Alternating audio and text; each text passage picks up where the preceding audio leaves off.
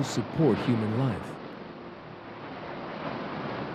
Unlike other liquids, water freezes from the top down. That prevents the seas from turning into blocks of ice and allows life to continue.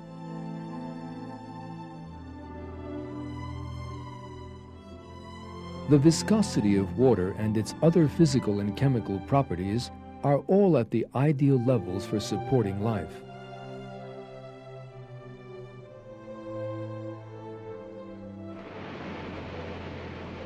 These delicate balances, of which we have seen a few examples, have led scientists to one important conclusion. There is an anthropic principle in the universe, as they describe it. In other words, every detail in the universe has been designed to make human life possible.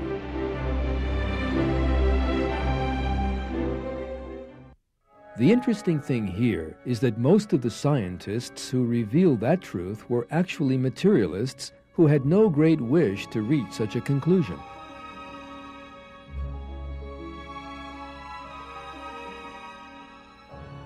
In his book, The Symbiotic Universe, the American astronomer George Greenstein admits the fact in these words: "As we survey all the evidence, the thought insistently arises that some supernatural agency must be involved. Is it possible that suddenly, without intending to, we have stumbled upon scientific proof of the existence of a supreme being?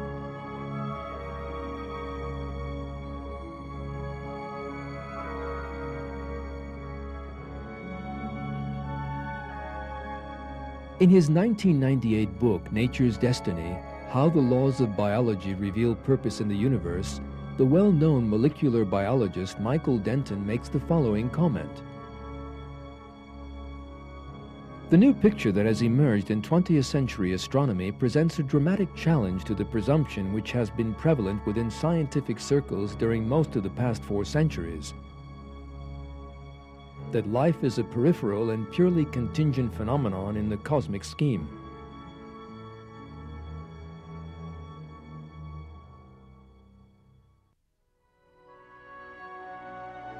In short, the concept of the accidental universe, perhaps the fundamental basis of atheism, has been totally collapsed.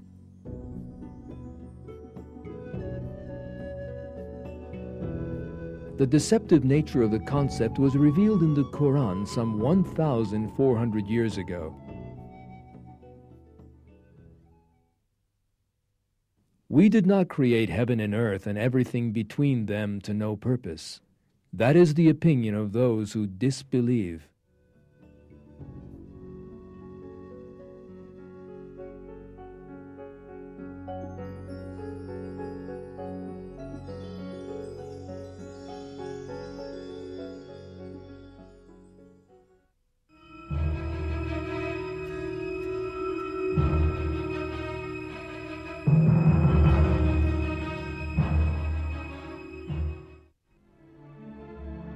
The most important foundation of atheism as it reached its peak in the 19th century was Darwin's theory of evolution.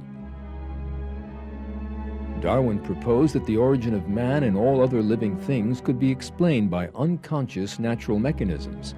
In that way, he offered a false explanation for the origins of life for which atheists had been unable to account for hundreds of years. In fact, the atheists of the time rushed to embrace Darwin's theory. Beginning with Marx and Engels, 19th century atheist thinkers described the theory as lying at the heart of their philosophies.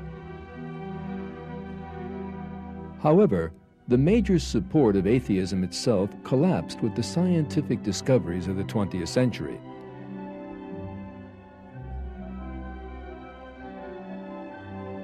The evidence put forward by different branches of science, such as paleontology, biochemistry, anatomy, and genetics, undermined the theory of evolution from a number of directions. Darwin had maintained that all living species were descended from a common ancestor and had grown apart from one another in a series of small, progressive changes.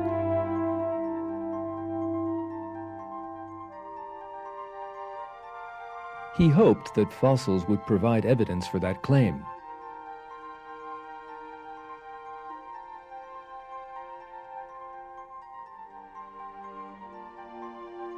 Yet all the fossil research throughout the 20th century presented a totally different picture. Not one transitional species that might prove Darwin's theory was found.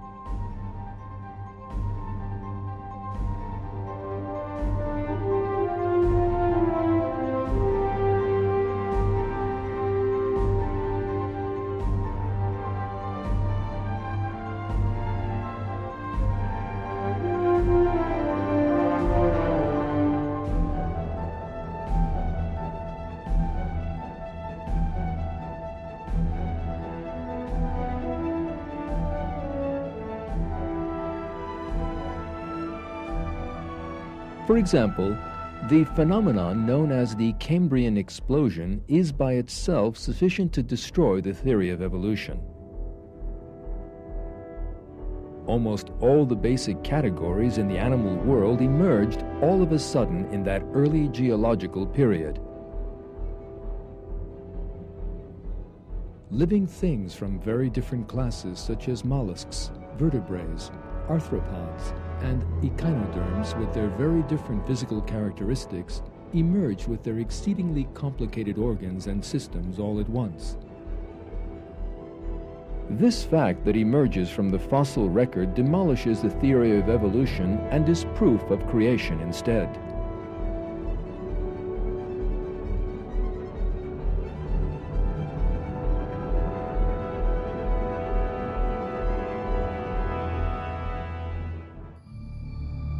In putting his theory forward, Darwin based it on the idea that animal breeders produce different species of dog or horse.